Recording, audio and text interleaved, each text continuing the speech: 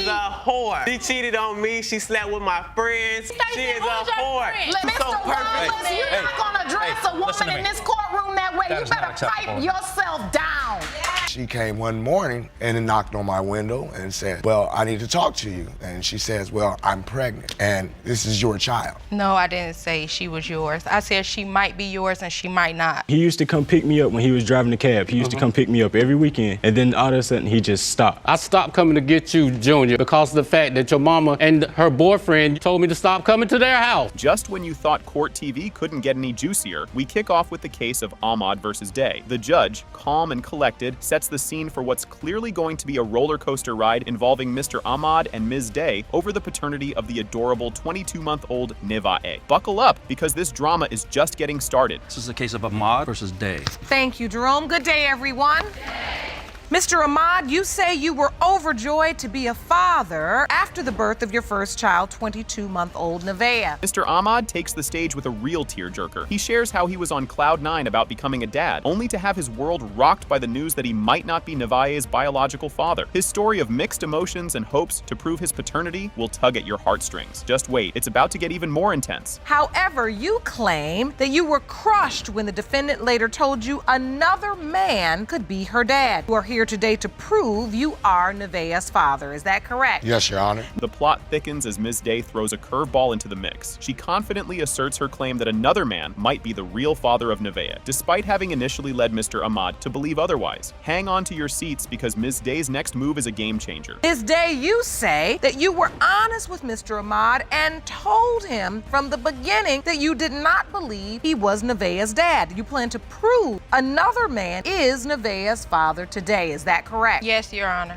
In a revealing moment, the court dives into the backstory of Mr. Ahmad and Ms. Day's relationship. They clarify the status during Nevaeh's conception, and Mr. Ahmad opens up about his past heartbreak due to an ectopic pregnancy, making his current situation all the more poignant. The emotional roller coaster doesn't stop here. More surprises to come. And so you found out she was pregnant and you were excited because this was your very first child. And also, I've had a situation before where, I had lost a child because of an ectopic pregnancy. So this was like my second chance, to have a child. So, Ms. Day, what is your response to that? I told him the truth from the beginning, that she might not be his. Ms. Day recounts the morning she knocked on Mr. Ahmad's window with life-changing news. The conversation that follows sheds light on their shaky communication and conflicting views of their relationship status. Keep watching, you won't believe what they'll say next. It was more of a friendship for me. I loved Mr. Ahmad, but I wasn't in love with him. It was just, he was there for me, and I needed somebody to be there for me. And how I found out she was pregnant, she came one morning and then knocked on my window and said, well, I need to talk to you. And she says, well, I'm pregnant and this is your child. No, I didn't say she was yours. I said she might be yours and she might not. The courtroom buzzes with tension as everyone discusses the controversial birth certificate signing. Was Mr. Ahmad out of line, or was Ms. Day sending mixed signals? This debate is far from over, and what happens next might just redefine complicated. When Nevaeh was born, were you present, Mr. Ahmad? I was present the entire time she was pregnant. I cut the umbilical cord. I signed the birth certificate. After the baby was born, we left the hospital together. So, Ms. Day, was he present as the father of this child? He was present, yes, he was. But he was present because he wanted to be. As everyone leans in, the court seeks clarity on hospital protocols concerning birth certificate procedures. The inquiry reveals how Mr. Ahmad managed to sign as the father, sparking even more debate. Up next, the plot thickens. This episode isn't slowing down. We actually contacted the hospital because we wanted to find out what the protocol was for the execution of birth certificate. And per the hospital where Nevaeh was born, the procedure is when they admit a mother of a child into the maternity ward, she is asked to fill out a form for the birth certificate, including the father's name and information. If the information provided by the mother does not match, the father cannot sign the birth certificate. The court takes a peek into Ms. Day's social media, and boy, does it serve up some spicy contradictions. Her posts paint Mr. Ahmad as the doting dad-to-be, which stands in stark contrast to her current narrative. Fasten your seatbelts. The twists and turns in this saga are far from over. He did a little investigation of your social media. And and we found some very interesting posts. Now, this is Mr. Ahmad, am I correct? Yes. It says, Happy Father's Day to my child's father. Even though she's not here yet, he's already amazing. He takes damn good care of us. I'm proud to call him mine. That's because he was there. Enter Mr. Flowers, another potential dad, linking in to share his side of this tangled tale. His perspective adds another layer of intrigue and emotion to the already complex situation. What he reveals next will make your jaw drop. Do you know where he is? Yes. Does he want to be a part of her life? Yes. You live together. Oh. Right. I think I want to talk to this other gentleman. He is joining us from his hometown. Mr. Flowers, thank you for joining us. Has Miss Day explained to you that Mr. Ahmad's on the birth certificate and he was also told that he was Nevaeh's biological father? Yes, ma'am. Hold on to your hats as the DNA results finally come in. It has been determined by this court. The biological father is Mr. Flowers.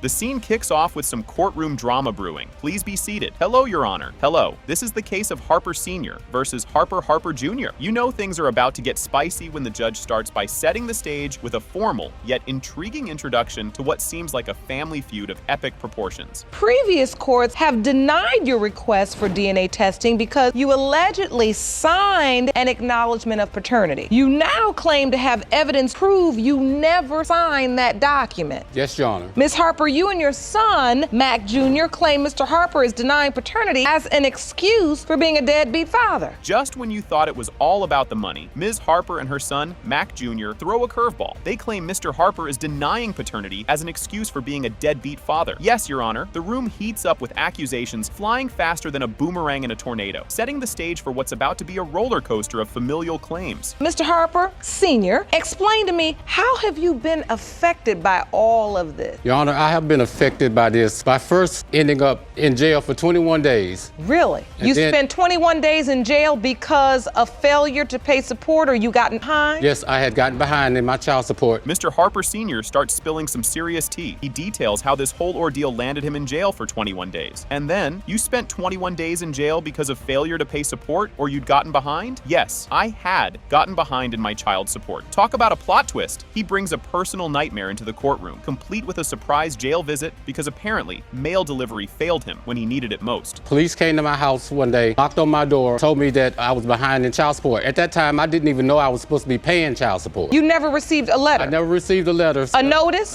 Nothing, Your Honor. They came, locked me up. I went to court. They asked me if I could pay the money what I needed. As if the story couldn't get more twisted, here comes a bombshell about the back payments. So you're saying you've gotten a letter that says now he's upwards of $25,000 behind in support? Yes, Your Honor, from $500 to $25,000. Hold your horses and grab your popcorn, folks, because the financial discrepancies here could make your head spin. So you're saying you've gotten a letter that says now he's upwards of $25,000 behind in support? Yes, Your Honor. But Mr. Harper, I was going to say, you submitted paperwork to the court that indicated that you are, in fact, now almost $24,000 Yes, behind yes, now. if you look at And that's that I the received. current amount that you owe. Yes, Your Honor. Now, diving deeper into the soap opera, Mr. Harper Sr. airs out the dirty laundry with tales of suspected infidelity. I have doubts that Junior is mine, all because of the fact that back when me and his mother were, Ms. Myrtle was together. I have family and friends that told me that she had been messing around with other men's behind my back. The audience is gasping, and you can't help but wonder if this courtroom might just turn into a daytime drama set. Tell me about your doubt. I have doubts that Junior is mine, all because of the fact that back when me and his Myrtle were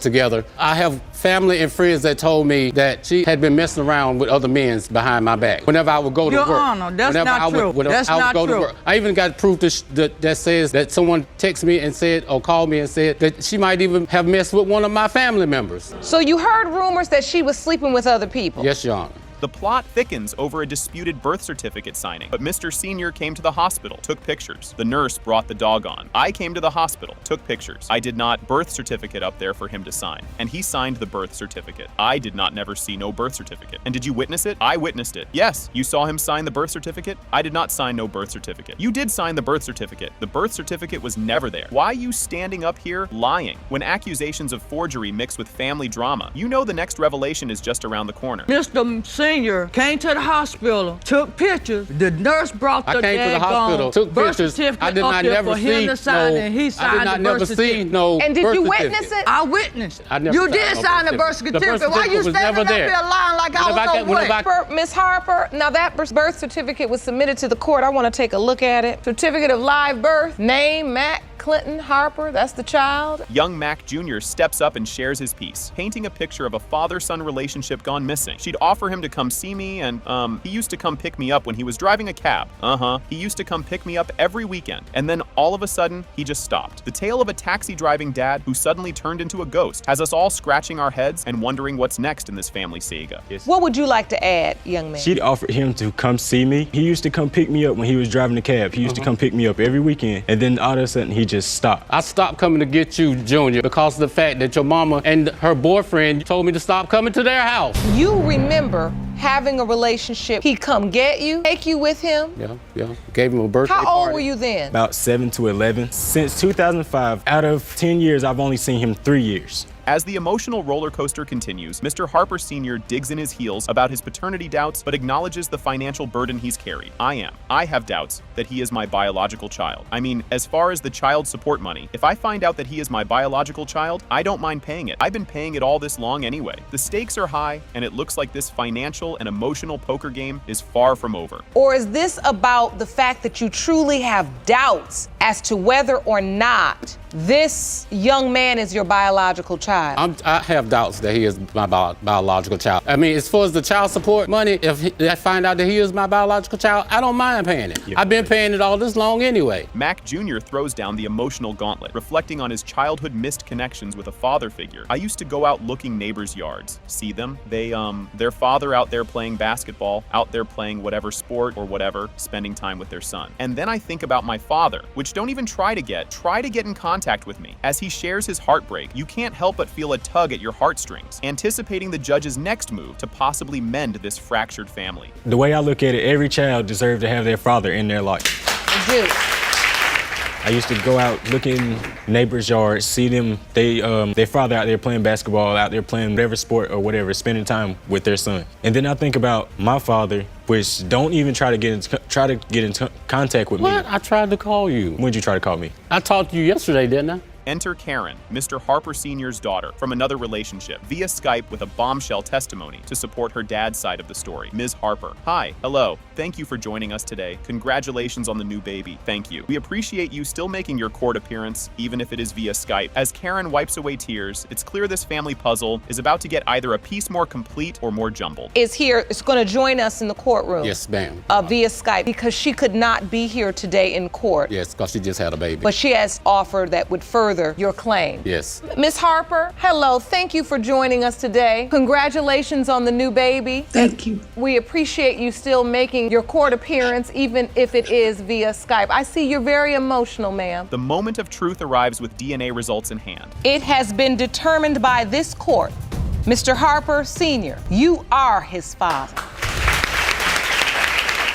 Just when you thought reality TV couldn't get any more real, we dive straight into the drama. The episode opens with a confrontation where a woman is fervently disputing a man's claim that he is single, emphasizing that he is actually married. The man, named Roniel, insists he is single, despite being confronted about being married and having children. You've got to see what happens next. The surprises keep coming. Now, it would be different if you were just a young man and you had let all these women know that, listen, I'm a dating man, I'm single. But you're not single. I am. You're not single.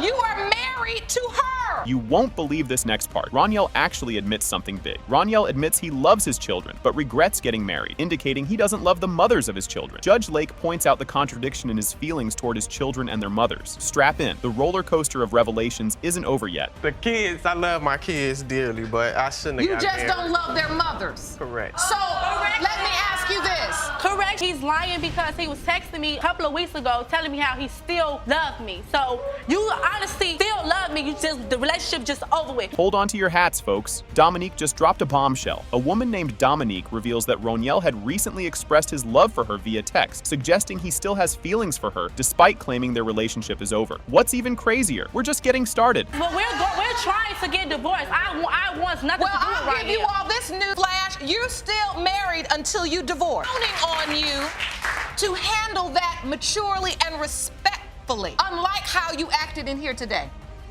And now, Ms. Austin steps into the limelight with some eyebrow-raising info. Ms. Austin steps up and is questioned by Judge Lake about her decision to engage with Roniel, who is still legally married. Ms. Austin appears to be in denial about the complexities of her relationship with Roniel. Grab some popcorn, because this drama just keeps unfolding. Have you gotten yourself together? You okay? Step on up here. I want to hear from you. You are the soon-to-be Mrs. Wallace, even though that's technically still his wife. And then he's gonna be in a relationship with you and say the same thing. He cheated because he boring and you can't cook. So why would you do this? Things are heating up as accusations start flying left and right. A heated moment occurs when Roniel is accused of continuous dishonesty. The judge announces that they will review the results of Roniel's lie detector test to ascertain his truthfulness about his infidelities. Trust me, you won't want to miss what's coming up. Truth bombs are about to be dropped. I'm gonna get to the paternity results in a moment, but first, I need to read the results of Mr. Wallace's lie detector test. Thank you. You're welcome.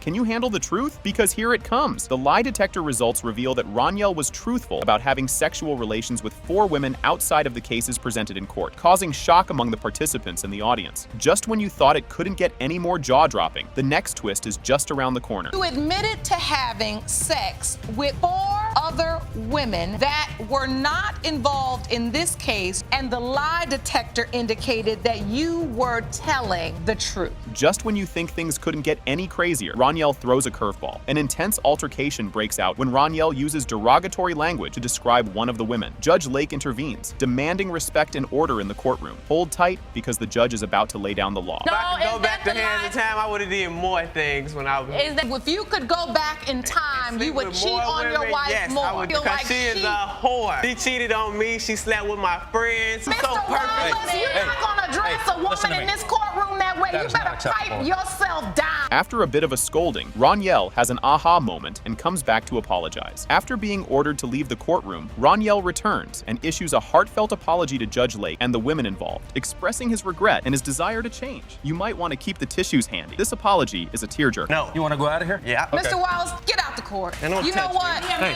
You what are you gonna do sorrier about than it? I thought you were. Let's go. Get We're going out the courtroom, Mr. Wallace. Right, boy. Leave I don't care. Go out of the the courtroom. courtroom. Get ready for a deep dive into Feelings Town with Roniel. Roniel breaks down, sharing his struggles with fatherhood and his upbringing, which lacked a male role model, indicating a pivotal moment of vulnerability and self-awareness. Brace yourselves. The emotional roller coaster is about to hit a peak. I never had anybody to show me how to treat a woman or to be a man. I'm just here for my kids from where I'm from. Just need help Just need help. And that's why you're here.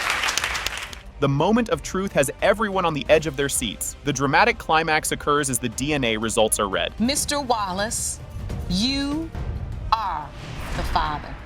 I gotta go. The court clerk introduces the case Lawrence versus Simmons, and the judge greets the participants and the audience. You could cut the tension with a knife, or maybe just with a good lawyer joke. Please be seated.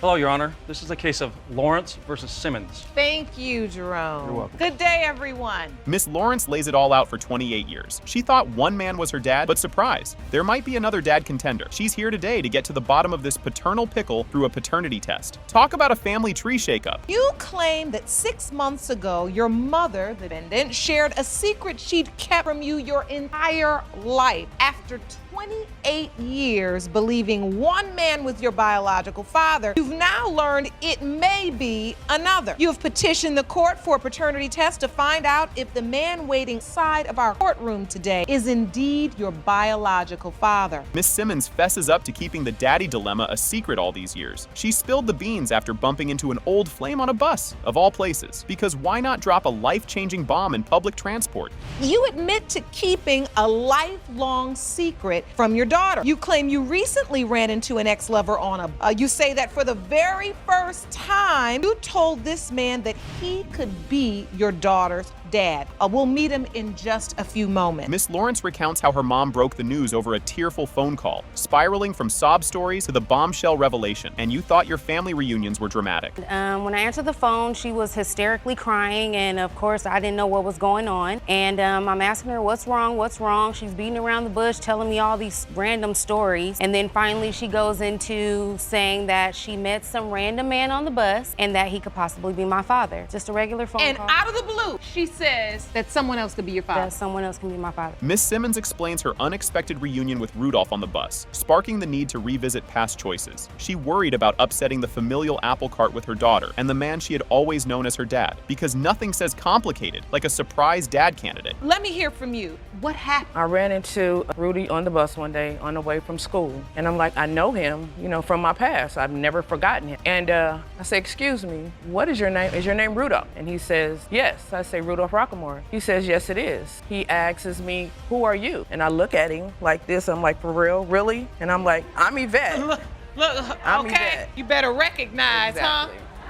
Exactly. Miss Lawrence describes an idyllic childhood with the man she always thought was her father, filled with love, support, and the coolest kicks. He was the dad with the rad dad vibes. Wherever he would go, I would go. My dad always made sure I had money in my pocket, always the flyest. I mean, back in those days, I'm an 80s baby, so Trust me, I was alive in the 80s too. I won't tell my age, but I remember trying to be fly as well. Yeah, so you had a good relationship. Me and my dad had a we still do to this day. We have a really, really good relationship. Thug lifestyle to where he was, kind of in and out of prison. So growing up, it kind of affected just me being in relationship. Enter Rudolph Rockamore, stepping into the courtroom for the first time and facing the possibility he might be the dad. Plot twist, will the real father please stand up? Now, Ms. Simmons, how does it make you feel to hear your daughter say this? It hurts. It hurts a lot. I never really knew that she felt like that. Me not telling her was because I didn't want to hurt her. That it would hurt me more now than it would I a never long time thought ago. I would run into him. I never thought I would see him again. But that's what I want to know too.